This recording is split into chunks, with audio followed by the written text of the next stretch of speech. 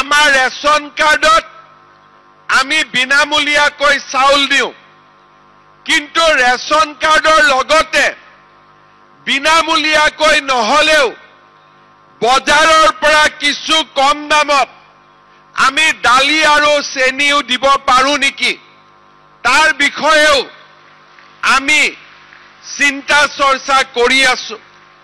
আমি ভাবিছো যে আমি যদি 4 জনীয়া এটা পৰিয়ালক অন্তত 1 কেজি দালিও বজাৰতকৈ যদি 25-30 টকা কম দামত দিব পাৰো, বিনামূলীয়া চাউল আৰু কম দামৰ দালিৰে আমাৰ পৰিয়ালটো যথেষ্ট উপকৃত হ'ব পাৰে।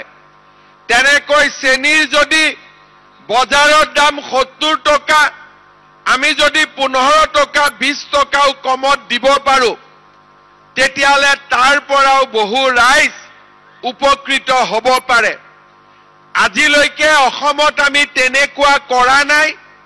কৰিব যাওঁতে কেনেকুৱা অসুবিধাৰ সন্মুখীন হ'ম সেই বিষয়েও মোৰ বহুত আইডিয়া নাই, কিন্তু আজিৰ পৰা এমাহ আগতে আমাৰ বিষয়াসকলৰ লগত মই কথা পাতিছো, যাতে আমি এনেকুৱা ব্যৱস্থা লাহে লাহেকৈ যাতে আমি আৰম্ভ কৰিব পাৰো। এই বিষয়ে ৰূপৰেখা প্ৰস্তুত কৰিবৰ বাবেও মই খাদ্য আৰু অসামৰিক যোগান বিভাগক ইতিমধ্যে দায়িত্ব দিছো, আৰু মই আশা কৰিছো যে আমাৰ এই বছৰৰ বাজেটত এই বিষয়ে আমি কি কৰিব পাৰো তাৰ উল্লেখো আমি কৰিব পাৰিম।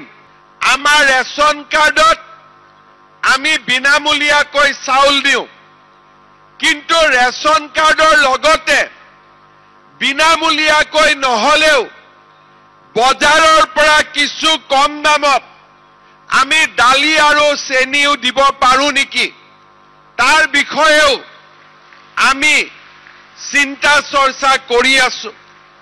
আমি ভাবিছো যে আমি যদি 4 জনীয়া এটা পৰিয়ালক অন্তত 1 কেজি দালিও বজাৰতকৈ যদি 25-30 টকা কম দামত দিব পাৰো, বিনামূলীয়া চাউল আৰু কম দামৰ দালিৰে আমাৰ পৰিয়ালটো যথেষ্ট উপকৃত হ'ব পাৰে।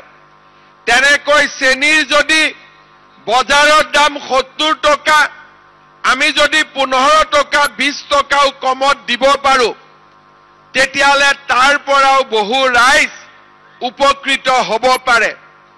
আজিলৈকে অসমত আমি তেনেকুৱা কৰা নাই। কৰিব যাওঁতে কেনেকুৱা অসুবিধাৰ সন্মুখীন হ'ম সেই বিষয়েও মোৰ বহুত আইডিয়া নাই, কিন্তু আজিৰ পৰা এমাহ আগতে আমাৰ বিষয়াসকলৰ লগত মই কথা পাতিছো, যাতে আমি এনেকুৱা ব্যৱস্থা লাহে লাহেকৈ যাতে আমি আৰম্ভ কৰিব পাৰো। এই বিষয়ে ৰূপৰেখা প্ৰস্তুত কৰিবৰ বাবেও মই খাদ্য আৰু অসামৰিক যোগান বিভাগক ইতিমধ্যে দায়িত্ব দিছো, আৰু মই আশা কৰিছো যে আমাৰ এই বছৰৰ বাজেটত এই বিষয়ে আমি কি কৰিব পাৰো তাৰ উল্লেখো আমি কৰিব পাৰিম।